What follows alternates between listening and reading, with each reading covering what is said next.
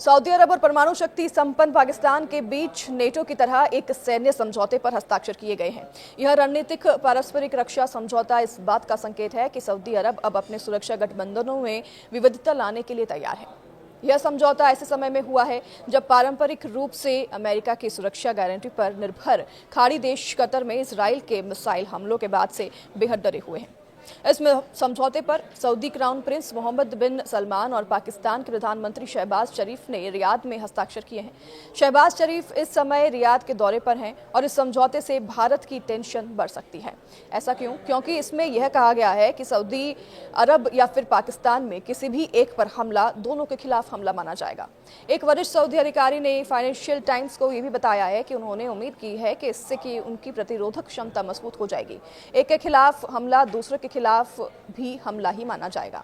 यह एक व्यापक रक्षा समझौता है जो कि विशिष्ट खतरे के आधार पर जरूरी समझे जाने वाले सभी रक्षात्मक और सैन्य साधनों का उपयोग करेगा। यह समझौता पाकिस्तान और भारत के बीच मई में हुए सैन्य संघर्ष के 4 महीने बाद ही हुआ है।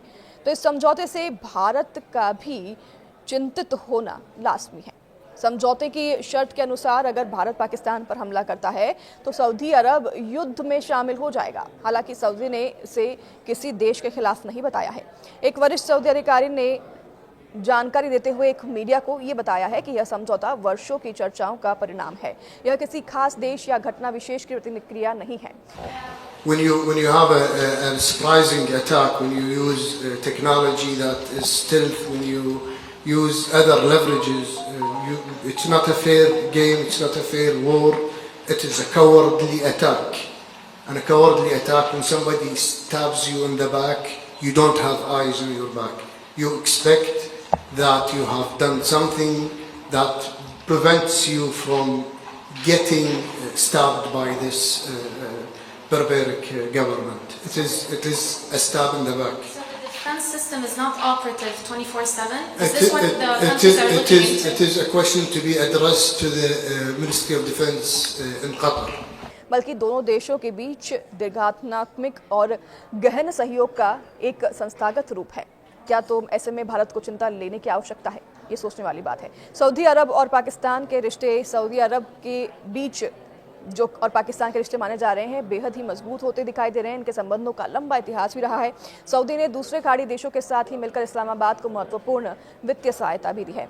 रियाद और इस्लामाबाद दशकों से एक मजबूत रक्षा साझेदारी का भी इतिहास रहा है। पाकिस्तान के पूर्व सेना प्रमुख रियाद में सऊदी नेतृत्व वाले आतंकवाद विरोधी बल की कमान भी संभालते रही हैं।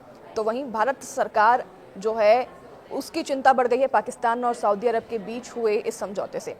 सऊदी अरब और पाकिस्तान के बीच हुए एक रक्षा समझौते पर बारीकी से भारत अब नजर रख रहा है। विदेश मंत्रालय MEA ने कहा है कि वह इस समझौते की राष्ट्रीय सुरक्षा और क्षेत्रीय स्थिरता पर पड़ने वाले प्रभावों का अध्ययन करेगा। MEA ने यह भी कहा कि भारत अपने राष्ट्रीय हितों की रक्षा करने और सभी क्षेत्रों में अपनी सुरक्षा सुनिश्चित करने के लिए प्रतिबद्ध है।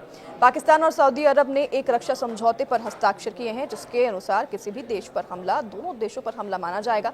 MEA के प्रवक्ता रणधीर जायसवाल ने यह भी कहा है कि एक आधिकारिक बयान में सरकार को इस बात की जानकारी थी कि दोनों देशों के बीच लंबे समय से चले आ रहे समझौते की औपचारिक रूप दिया जा सकता है। उन्होंने ये भी कहा कि सरकार इस घटनाक्रम के राष्ट्रीय सुरक्षा, क्षेत्रीय और वैश्विक स्थिरता पर पहले से ही नजर बनाए हुए है और उस पर पड़ने वाले प्रभावों का भी अध्ययन लगातार सरकार करेगी। तो बयान में ये भी कहा गया है कि सरकार भारत के राष्ट्रीय हितों की रक्षा और सभी क्षेत्रों में व्यापक राष्ट्रीय सुरक्षा सुनिश्चित करने के लिए प्रतिबद्ध है। पाकिस्तान और सऊदी अरब के बीच यह समझौता पाकिस्तान के प्रधानमंत्री शहबाज शरीफ की रियाद यात्रा के दौरान हुआ। तो शहबाज शरीफ की क्राउन प्रिंस और प्रधानमंत्री मोहम्मद बिन सलमान ने उल यमामा पैलेस में रिसीव किया।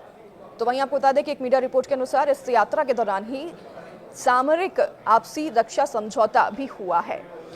तो डॉन अखबार एक सऊदी अरब का अखबार है जिसने बताया कि प्रधानमंत्री कार्यालय से जारी एक बयान में यह कहा गया है कि समझौते के अनुसार किसी भी देश पर हमला दोनों देश पर हमला माना जाएगा। और समझौते के बाद जारी एक संयुक्त बयान में दोनों देशों ने यह भी कहा है कि लगभग 8 दशकों की साझेदारी, भाईचारे, इस्लामी एकजुटता और साझा रणनीतिक हितों के आधार पर दोनों पक्षों ने सामरिक आपसी रक्षा समझौते पर हस्ताक्षर कर दिए हैं।